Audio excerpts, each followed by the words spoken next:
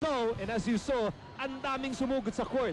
And we'll see what sanctions have to be meted out here at the 9:38 mark of the fourth quarter. And I'm sure the referee should be very careful about the review of the tapes, especially that a lot of players, if not all, Ang dami nun. even team officials, I think.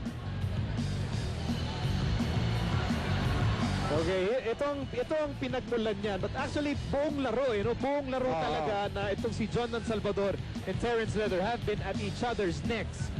At dito na, dito na nauwi. You see the technical foul there by referee Art Herrera. And Already, bago pa iba to ang bola. At kita-kita mo sa mata ni nalilisik itong mata ni Terrence Leather. Dahil naisaan siya sa likod alam mo, kung nasa 3D movie tayo sa mata ni Terrence Leather, matatakot ka talaga palusog na. Ito si Terrence Leather. But dahil nasa side ng Pure Foods, halos lahat ng mga taga Pure Foods ng bola doon. nakatayo na rito. So, team manager Alvin Patrimonio, of course, definitely a cooler head, trying to pacify everything. But I think given that situation, ang hirap ampatin. May nampato pa ng tuwalya doon si Kirby Raimundo. Ang dami nangyari, sabay-sabay Once again, we are in the fourth quarter with 9 minutes and 38 seconds to go. Ang score po natin 79-63 in favor of Talk and Text. Terrence Leather has been sent out of the game. Me against the world. And we've been saying the whole game long that if Terrence Leather keeps his head in check, he should not have a problem. Tama ka. In fact, he has not he has focused himself on the rebounding side, which I think is commendable. Hindi niya kailangan ng scoring. His local teammates have been doing a good job in scoring.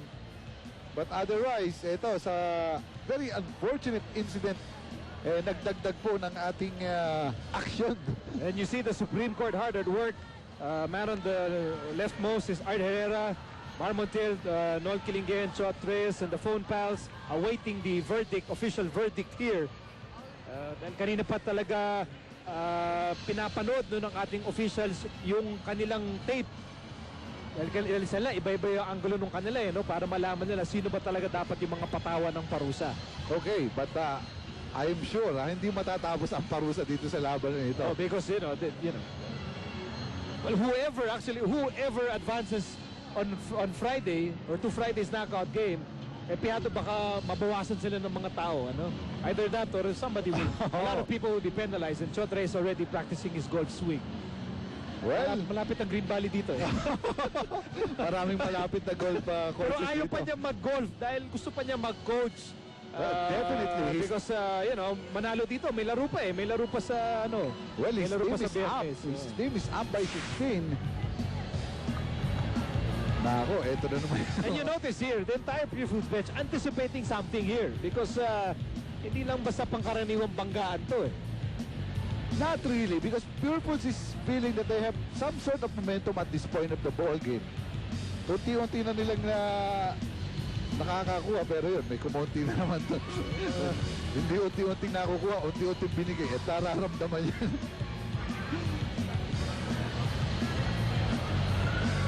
So hanggang sa ngayon ay pinag-aaralan pa rin ng ating officials yung tape of this incident. The one you're watching right now, ito iba lang nung angulo nung pinapanood nila. Kasi gusto nilang siguraduhin tama yung mga sanctions na kanilang ipapataw, at least as far as this game is concerned. You have to commend Ali Pig for being brave enough and wide enough to be a one-man restraining crew. And strong enough to actually throw everyone. Makakampi o makalaban. Ito, papakinggan na natin ang official verdict mula kay crew chief Marmontel. Ito, papakinggan po natin. Hintayin lang natin, ang dami. Sinulat. In fact, nililista.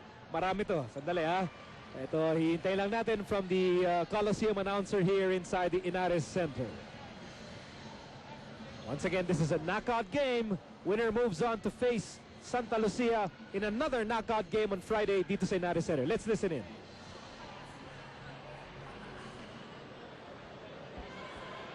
Foul on Terrence Leather. Technical foul, Terrence Leather. Technical foul on Jondan Salvador. Technical foul on Terrence Leather. That's his second technical foul, so Terrence Leather out of the playing court. Technical foul on James Yap. Technical foul on Rico Villanueva. Technical foul on Ali P. And technical foul on Robert Sands.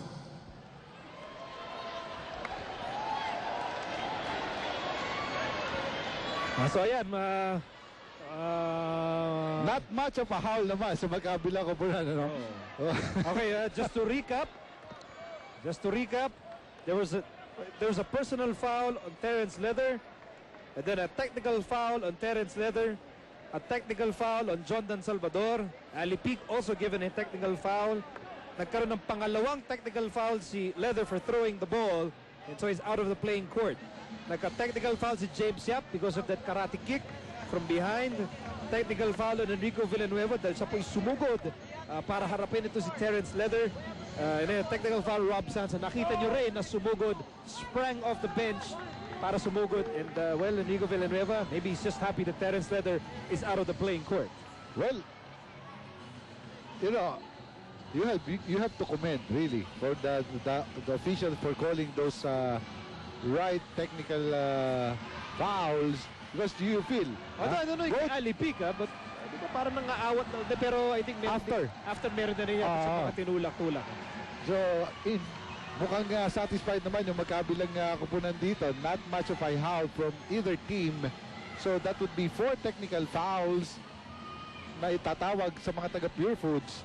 Samantalang 3 naman ang itatawag sa talk and text, 2 doon kay Terrence Leather. Yun yung mabigat because they just lost their import right now. Plus the personal foul. Which is actually moot dahil wala na rin siya. He's been sent home. So, and now the official is doing the right thing, talking to the team captains Kirby Raimundo and Jimmy Alapag para hindi na lumala ang sitwasyon dito. Both teams will try to regroup. I don't know, this actually might work in favor of Pure Foods. Sila yung naghahabol eh. Normally, yung naghahabol lang nakikinabang pag nagkakaroon ng ganitong mahabang lull. Well, in fairness to them, kaya nga nakatayo sila nung mayroong isolation play doon ng Jondan Salvador because they're feeling nagkakaroon ng momentum. You're right. Nakaka-momentum na itong mga taga Talk and Text, mga taga Pure Foods rather in the last quarter. In fact, Talk and Text has only scored 2 points in this last quarter compared dito sa kupunan ng Pure Foods na nakakapagtala na ng 7 points. So, a mini rally being put up here by the Tender Juicy Giants. At tingnan niya natin kung papabor sa kanila. Itong mga ganitong aksyon na bahagi na rin po ng basketball being a physical game. Pero merong mga nakakasobra, papatawan po ng parusa yan.